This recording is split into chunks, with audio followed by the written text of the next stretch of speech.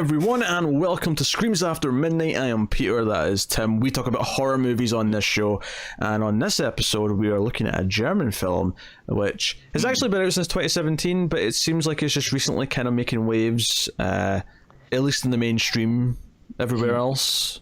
Yeah, I think this week is when it officially came out, like on the US. Like it came out on VOD and Blu-ray. It maybe might have had like some small theatrical runs before, but I think this is like the major release. I don't know if it had runs, but it was definitely in festivals. It was in it was at Fantastic Fest in 2017. London Film Festival 2017. I think it did a lot of festivals in 2017 and 18, but 2019 seems to be when it's just made its way everywhere else. So, so I should tell you, the movie is Hagazussa, if I'm saying that even remotely right. You can see the title in the title of the episode, and pick your pronunciation.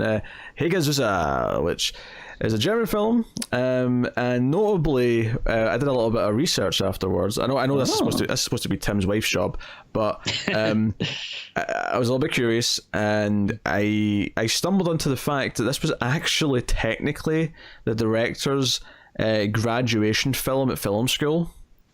Oh, okay, interesting. He did like kind of crowdfund to actually get it to this level that it is. But I will say this before I even say anything else about the movie. This does not look like a student film. This looks like a 100% legitimate professional auteurs film. So credit where credit is due. Mr. Lukas Feigelfeld, whatever you phrase it is. I messed it up. I apologize.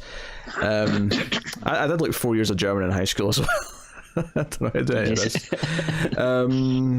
Scheiße. Anyway, so this is a film that has been referred to as the Germany's answer to The Witch, and I think I'll start off by saying, I mean, I know what Tim's new favourite movie to masturbate to is. How dare you? Tim said on Twitter a couple of days ago, we'll start spoiler free by the way, and we'll give you a warning before we get to spoilers, but Tim said a couple of days ago on Twitter, because he watched it a little bit earlier than I did, and he said there's a scene in this movie that Peter's going to make fun of me with. And I was watching the movie and I was like, was this the scene? Because there's a scene where there's a lot of goats, and I was like, oh, there's a lot of goats here. Is it just because there's goats? I mean, I guess, I think of Tim when I see goats because he likes goats. Yeah. But there's a scene that we'll just say gets a little erotic with a goat, and I just started laughing. I burst. It's not because the scene itself is funny. I burst out laughing because I just thought of you, and I was like, baby, I'm going to go to town on this. I mean, there's basically like three things that usually like people will associate with me, and any kind of type of like goat related thing is usually the big, like it's hey, it's my brand. I'm cool with it, and it's I'm okay with it's pizza, it's Hellboy. That's your three things. That's your Timmy. It's Pedia. I don't know. My holy trinity of what makes up my soul, I guess. But I mean, it's kind of died down in recent years. But there was a time whenever there was like a goat story, like there would always be something like, police have to rescue a goat from a tree in Florida or something like that, and I would have to read it like 5 times because people would post it on my Facebook wall or whatever. But it's as I was watching this, I was like, oh, cool, goats, and then we get to this one scene, and I'm like, okay, I'm just trying to go into my head, like, all right, what joke is Peter gonna make about this? Like, he's gonna insert me into the character's position? Is he gonna say like, oh, I must have been excited when I saw it or something? But you were excited. You can deny it, but you were excited. No, but we'll save that for spoilers because I don't want to get too deep into what happened in the scene. But so this is a slow burn of a film, much like The Witch. I mean, if you're going to compare it to The Witch, I guess the things that do hold true between the films is that they're very specific period set, and this is the Dark Ages. This is We've got a woman as the main character. We definitely have themes of repression, themes of solidarity, themes isolation. of seclusion was the word I was looking for, and I ended up with solidarity somehow. Themes of seclusion, themes of basically being driven to the extreme by everyone else, even if and it's more society's fault that you go this certain way than whatever. Those themes are there, and it's a slow burn, it's moody, and it's definitely not for someone who just wants jump scares. It's not for someone who wants, someone doing a lot of kills or anything like that. This is a slow burn, a psychological film where ultimately it's kind of up to the audience if how much of anything that may have been supernatural happened, or if it was just all representations coming from the character. Was it mental illness, was it this, was it that? There's all those kind of elements to play. So I never heard of this. You said to me like, hey, can we do this next week? And I said sure, whatever. Yeah. Sounds interesting. I just read an article, I think on Bloody Disgusting, who actually put the film out. I think they're some instrumental in some way of releasing it, but they had an article about it, and then I watched the trailer and I was blown away by the trailer. I was blown away. I go to Australia. I was blown away. I was blown away, mate. But no, I thought like it looked like phenomenal, and and it was actually playing at a theater near me, but it was in Santa Monica, and only like show times were at 9:55, which I'm usually in bed at 10, so I was like really weighing like, should I actually drive all the way out to Santa Monica to see this? And then ultimately I didn't do it. I just bought the Blu-ray, but I honestly, I'm not really exactly sure how I feel about this movie. I think it's kind of a mixed bag for me, because on the one hand, I think like it is just an absolutely beautiful looking movie. I think it sounds great, and it does what's usually the best part of these kind of like slow burn movies, is it just really creates this great mood and atmosphere. But then at the same time, like I just feel like not that much really happens. Like I'm okay with a slow burn movie, but I feel like usually there's more of a point, that the character feels more like a character, as opposed to it kind of just feels like you're basically just kind of watching this person live. Like it doesn't really feel like there's much of a like progression to it, which I don't know, ultimately kind of leaves me like unsatisfied on that point. But again, at the same time, though, it's really hard to deny like the quality of the filmmaking in it. And on the third hand, there's that hot goat action. Oh, exactly. Yeah, I mean, well, that's gonna obviously bump my score up by the end, no matter what. Yeah, I mean, it's funny because the closest thing I would compare this to, bizarrely, and I don't think there's anything we've ever done in this show where I've compared it to this, is actually the Lars von Trier. It feels like a Lars von Trier film. Oh, yeah, I can see that. And it is very slow, it's very moody. There's a lot of atmosphere and kind of this overall sense of dread, and the kind of like things are spiraling out of control. But it's a lot of long takes, a lot of just atmospheric kind of moody shots, and I'm into all that. I like, this is a full-on art house movie, and cinematography is great. He's mentioned the soundtrack. The music's very kind of unique and got this really gruff sound to it, which is really good. And there's not, like, early on it's got really simple plot elements, and it kind of just goes through these plot elements, and it really works because it's really moody. As the film gets to its kind of third or fourth chunk, because it's split into 4 parts. There's like sort of like the titled, the first one's Shadow, the second one's I think Horn, third one's Blood, and the last one's Fire. And by the time it gets to the last couple, it starts to get a bit more just downright kind of like abstract and less coherent intentionally, and that's fine. But I will say the movie I found it harder to kind of connect with it once it started doing that a little bit, in that last chunk. I would say I like it overall, though. I think like I'm really intrigued by this director and like what he's going to do in the future. Yeah, I think that was my ultimate takeaway. Is I don't know necessarily if if it's just a like it or hate it situation, I'm gonna fall more on like it, but I wasn't crazy about it, but it did definitely leave me saying like I super want to interested in what this person's gonna do next. Like especially if they can kind of mix the filmmaking technique with something that maybe is a little more story or character driven, like I'd be really interested in that. And there's definitely like I'm not going to say I understood everything that happened in this movie, because I really didn't. Certainly not in that last chunk.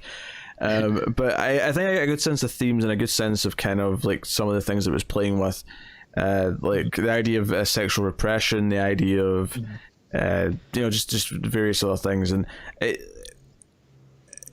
one of the themes, of course, is that like it's the Dark Ages. Everyone thinks this main character Allburn is a witch, and that her mother was a witch, and is there any truth to that? Is there anything that's even remotely like true about that? And they kind of like chastise her, they ostracize her, they don't include her, they make fun of her, and she lives kind of on her own at this little farm, this little goat farm by herself.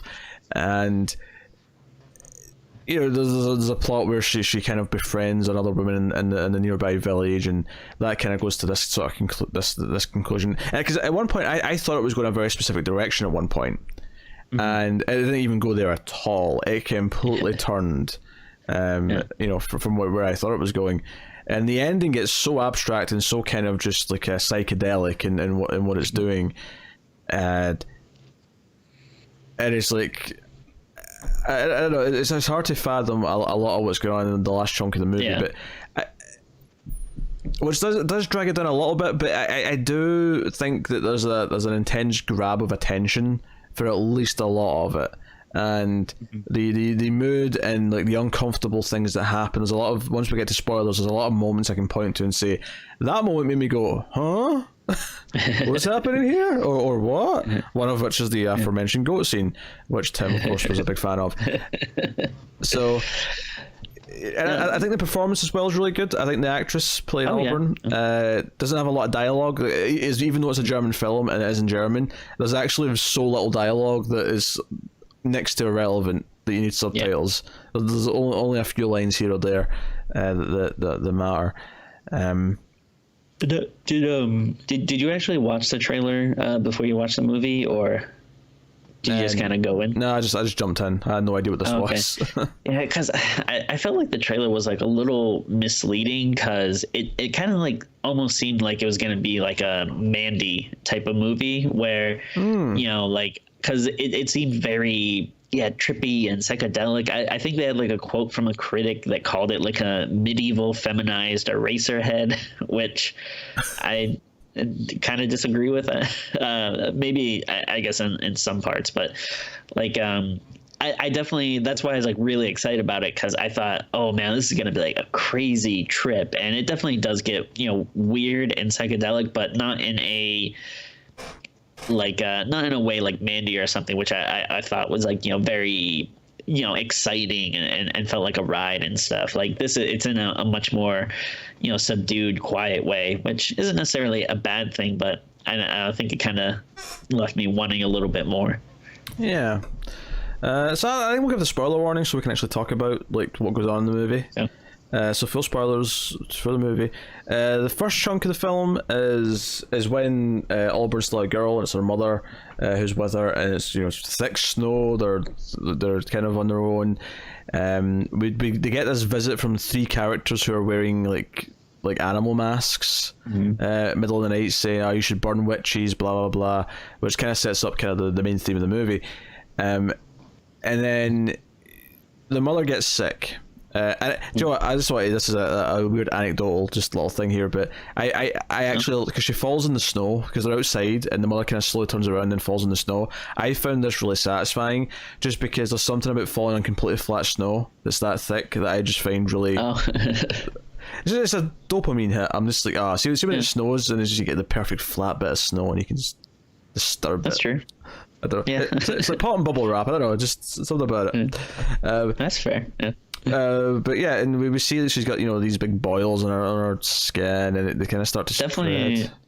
Yeah, definitely like some very like unsettling like scenes in here, and it's not like there's a creepiness to it, but it's not like again, it's not like she, the mother or whatever, she's not like a cackling witch, and there's not like jump scares or things popping out, but it's just unsettling, seeing this kind of like decaying woman, and there's eventually a scene. There's eventually a scene where she does come across as more creepy. Although before that, I wanted to mention though, when the doctor comes by to check her, and there's a nun with her, there's a really creepy shot where the nun's kind of like, it's like a POV shot from the mum looking down at her bed from her head, and the nun's kind of up close, and it's like this, she's sort of got her head tilted like down, but there's a second where I swear the nun's like smiles at her really, really evilly, like this really evil grin.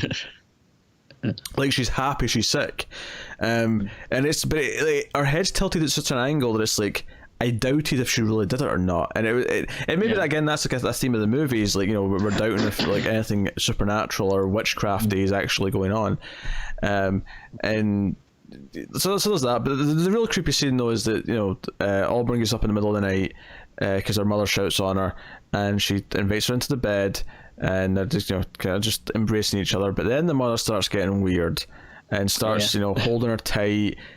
And I wasn't sure what her hands were doing, like under the covers at this point. Yeah. I think given the themes of the rest of the film, though, and the sexual repression and the masturbation that comes in the next chunk, I have to assume she is molesting her under the covers.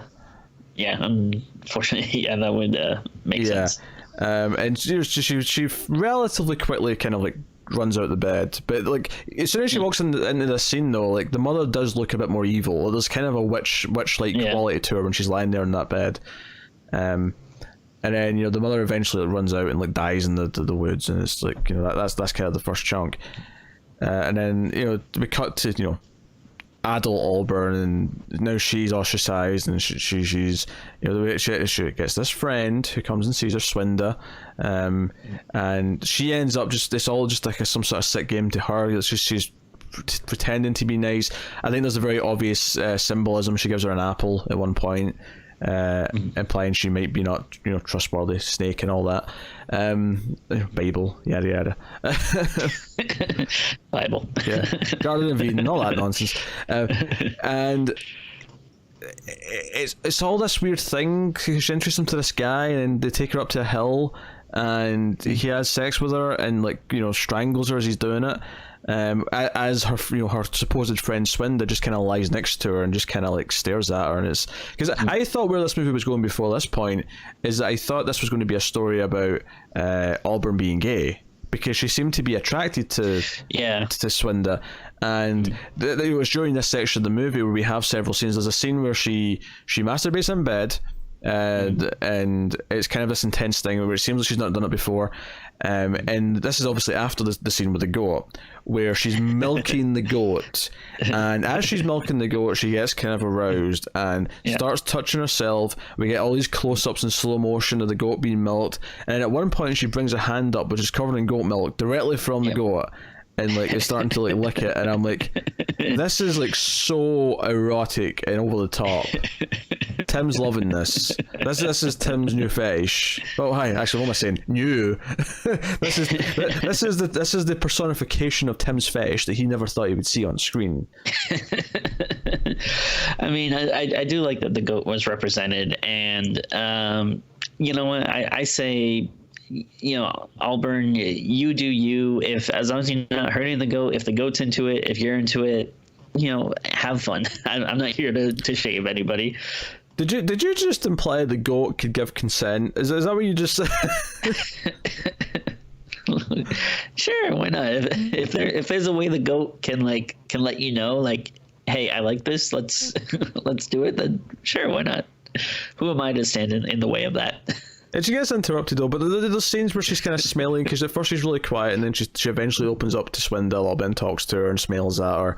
And I was like, okay, I think this is going down this path, and I think that made sense with the themes so far, because again, to this point in the movie, I'm thinking it's about how the main people, the people in charge, the religious people of the time, anyone who is different, they see as evil. They think Jewish people are spreading the plague. They think that because she's on her own out in the woods, she's a witch and she's weird. And I think the idea of like how they would see a gay person would play into this, right? It's just like they see you as different, therefore you must be evil. And you're corrupting. But it turns out that this is all this sick ruse with Swindon, this other guy, and almost like a sick fetish they've got or whatever. And it's this kid, because the scene after this happens, which I mean essentially it's a rape scene. I mean I guess I wasn't really thinking of it in that context, but it is really. I mean totally, she doesn't resist, but she's very much kind of forced into the situation, and there's a scene where after this happens, she's just left on this hill and she just lies there. Like, there's a long shot where she's lying there for a long time and eventually gets up, but it's this long, like 5-minute static shot of her like just slowly getting up, as if she is like struggling to deal with what just happened. And it's this, and like, and I think this is the last section where like I clearly had like a plot of what was going on, because I think the next two sections are where it gets really, really abstract. And she, the next section, she like walks out into like the swamp and goes underneath, and there's imagery where her blood or mixes with like the leaves underwater, which kind of looks like blood vessels, and it's almost like she's been reborn in a satanic way or yeah. Something. No, and that was after she took the mushroom, right? Yeah, she eats a mushroom in the forest, which again could just be psychedelic, and that's why she's going nuts. And her baby dies, and which did she? Wait, did it die from something else, or did she drown it? Well, because she had the baby when she went into the swamp, and it was kind of abstract as to what happened to the baby, but then she finds it dead later, as if she maybe had it on her the whole time, and the baby was dead. And I was like, so if you're reading this as she actually is choosing to become a witch, like did she just sacrifice her baby to Satan or something like that? Is that was the literal thing that's happening here?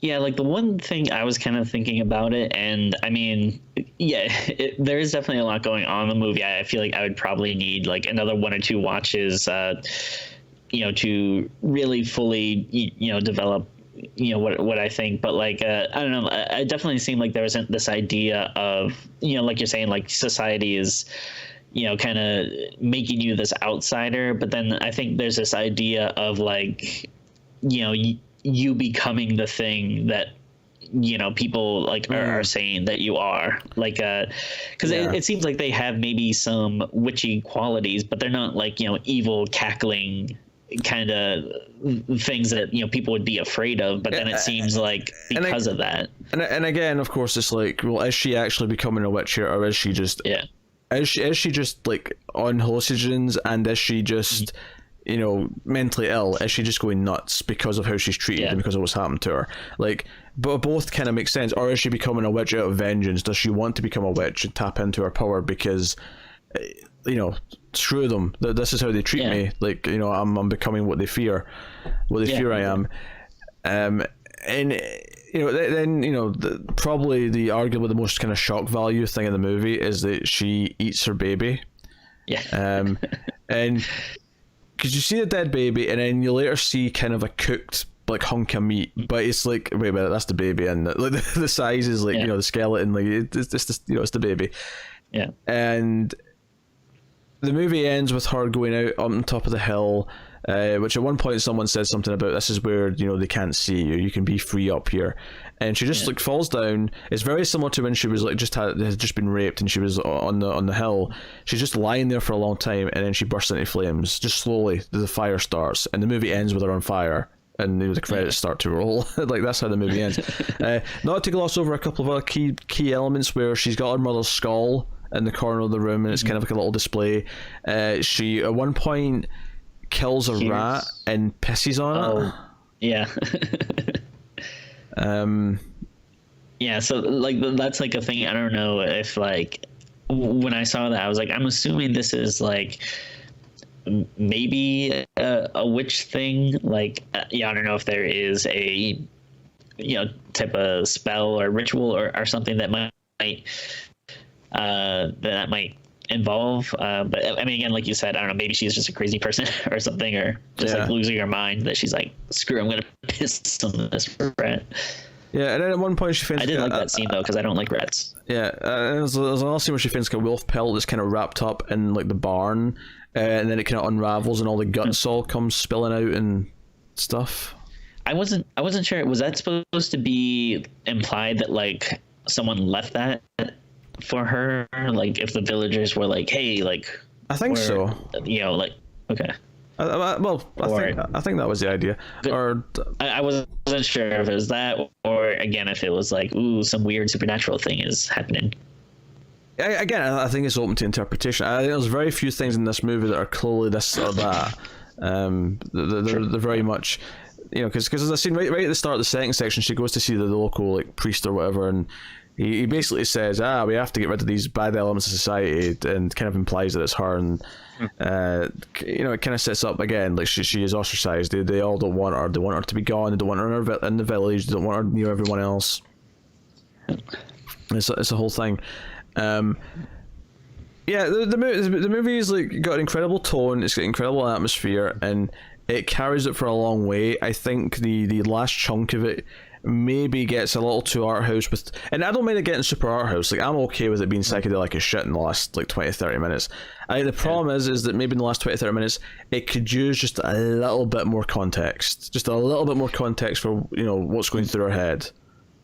Yeah, I think that's the problem, and I mean maybe that's the issue you have with a character who is so alone and there's, you know, so little dialogue and stuff, is you never really get much of a sense of her like personality. I guess like I never really like. I mean, I definitely feel bad for her, and you know, there's you feel the isolation and stuff that she's dealing with, but yeah, like I never really get, you know, too much of a sense of like, you know, what does she want, you know, like what is she, I don't know, trying to achieve or something. It's tough.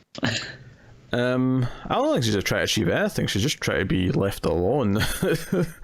And no one will let her, basically. Like, because that's just like, because I don't know. It just feels like though that for a movie, I feel like, I don't know, that I want there to be like some type of goal or something to, you know, that you're trying to do. It just feels kind of like it's like a, you know, snapshots of her life, which could be interesting. Well, I think in this movie though it's a tragedy because like she is just trying to be left alone and people just won't let her. Sure. And I started to like, you know, I think maybe it was hinted at one point she had been raped previously, and that's where the baby came from. Yeah.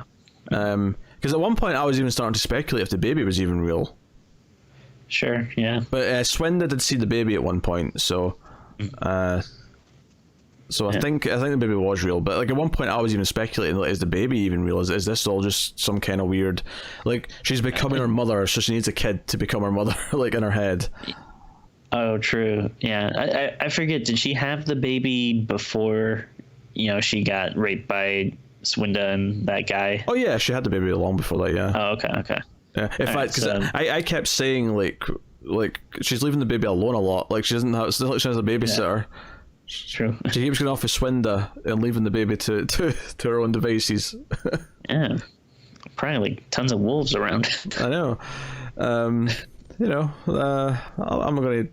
She's clearly messed up. I'm not going to like sit and debate her parenting skills at this point, I suppose. Sure. But you know, there's no child services back then. But there's a lot of elements, like little details to note. Like at one point she's breastfeeding and the baby won't won't drink from her. Like the baby won't feed. And I thought that was an interesting little detail there. It's like, okay, this idea that the baby knows something's wrong with her or doesn't want to, you know, to take anything from her. Even the baby is like shutting her out. Yeah. And again, maybe goes back to the idea of it just being a mental illness, and the idea that she, you know, if this is just from her perspective, is she reading this that way? When it doesn't mean that at all. Some babies just don't like breastfeeding. Like it's just that simple. That's true. But this is a simpler time where not everyone's necessarily came to that conclusion yet. You know, they have all these their preconceived notions of what things should be and how people should be. And so even she's maybe a little bit guilty of that in that sense. I don't know. There's a lot of interesting things going on here. There's definitely themes at play, but it is definitely a bit murkier the more it goes on. And as far as the ending goes, when she catches on fire, it's like, if this is witchcraft, and if she was really a witch, why did she want to burn herself at the end? Did she is it because she killed her baby and consumed the baby and she felt awful about that she just wanted to die? It was like, I don't want to be a witch, so she just ended it. Sure. Yeah. Or is that like I don't know, something like, her body going to hell or something? Is it a guilt thing? If you go way back to the start of the movie, one of the first things we ever hear are the characters outside the house when she's a little girl saying, "You're witches, you should be burned." Right? Yeah. Is she doing this because she believes she's become a witch and because she believes she deserves it? Because society's made her think she deserves it, which is a really sad tragedy that society's convinced her that she doesn't belong, and then that's the tragedy here, right? It's the idea of anyone who's ever been made to feel like they should just kill themselves because they're not what society deems them to be acceptable or whatever. So that's what the movie's saying. And if it's mental illness, then is this just a straight up suicide that's more traditional? And to us it looks like it might be supernatural because it looks like she just burst into flames, or is it is it actually more simple than that? Is it less of a logical plot ending? Is it more just representative of like what the townsfolk have done to her, who have literally resulted in her bursting into flames? Yeah. Is it more allegorical than it is literal? Totally. Any thoughts, Tim? Any thoughts? I've been spewing ideas for the last 5 minutes. Give me something. I don't know. It's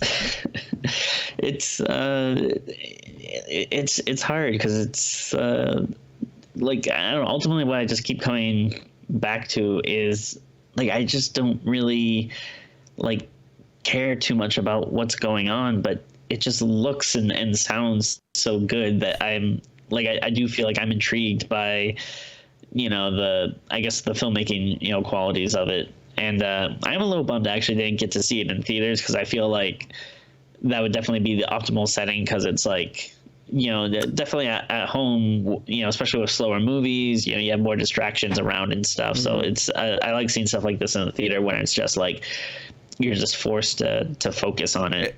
It definitely has an experience kind of vibe to it, and I may have even liked it more if it was in a theater. As it is, it's kind of like a really solid first step from a director who wants to like do really clearly wants to do Von Trier, wants to maybe do a little bit of David Lynch, wants to do kind of the auteur cinema. I think it's a promising start, especially if this is essentially the final student film that he did. And that's really interesting to learn that, because it definitely does feel like a student film. Like, I mean, normally I would think, student films are usually like a little shorter or something, but like, I could see like a, kind of like art house, like 15-minute student film or whatever about kind of like, the life and day of a, medieval witch or whatever. But like on such a scale like this, that was really surprising to find out. So it would definitely be very interesting to see what he would do with a bigger budget, bigger scale, and again, I just feel like I want maybe more of a focus on like story stuff and less of a just a I guess a character piece or whatever. But I don't think you're going to get it though. I feel like if there's one thing I take away from this movie is I think this is the type of thing he wants to make, and I feel like most of his movies are probably going to be this ethereal, but hopefully an improvement, though. Hopefully something that clicks a little bit better. I mean, it's just like the other people you mentioned, like David Lynch, or I'd probably also compare it to. I mean, I forget the guy that did Mandy and Black Rainbow and stuff. Cosmos. It's It's like a P something. Yeah, Cosmatos. It's Cosmatos. Yes. Yeah, but like I could see maybe being similar to like that, those kind of style of directors. Which, but I think the difference with the movies that those people do is that there is still like a plot and stuff that I can attach myself to. I just feel like there really wasn't much here. But I mean, I'll definitely be very interested and whatever he does next. I mean, at the very least, like, that it's gonna look and sound good, and be worth it for that alone. Yeah, no. So I guess we're going to rate it out of 10. Timmy, what are you giving it? I mean, yeah. Again, it's a tough, to again kind of mix that stuff. So it might seem kind of low, even though I'm not like super negative on the movie. But I'm just gonna give it a 6, just because like. I don't know. There's so much good filmmaking stuff, but again, I definitely did feel bored at times, and I don't know, just maybe wish there was maybe a little bit more going on. But even with it being low, though, it's again just hard to argue all the filmmaking aspect of it, which was really great. I'm going to go with a 7.5. I think there's a lot of potential in the filmmaker. I think there's a lot of great filmmaking, as Tim said. In there, it looks great, it sounds great. I think there's a great sense of dread, because as much as nothing like super horror actually happens, it is still a horror movie, because it has this feeling the entire time of it's building to something bad. It's kind of an internal horror movie. It's this existential horror movie about this one character. And I feel like it might even benefit and go up higher on repeat viewings, but I can't quite call it great, even though I think there's potential here from Feigelfeld for great things, or Feigelfeld or whatever good person's name. So yeah, 7.5 for me. Potential. I see potential, even if this one isn't a complete home run on its own. So yeah, there you go. That's Hagazussa, which is basically just a German word for witches, which isn't really used anymore, but was used in the time period. Just because I happened to see that. So, but that is the movie. So if you've seen it, let us know what you thought of it in the comments below. Like and subscribe, all that stuff. Worth mentioning that coming up, there will be some theatre releases end of June, start of July, which will be a little bit late on. I'm just going to warn you, because Tim's on vacation. But we'll be getting to them as quickly as we can after, assuming they're still in theatres. But get us on Twitter at Screams Midnight if you want to follow us on there and get me and Tim rambling about various things and bickering, because we do that a lot. Otherwise, though, that is us. So thank you once again for watching or listening. We always appreciate it. Keep watching scary movies, guys, and we will see you next time.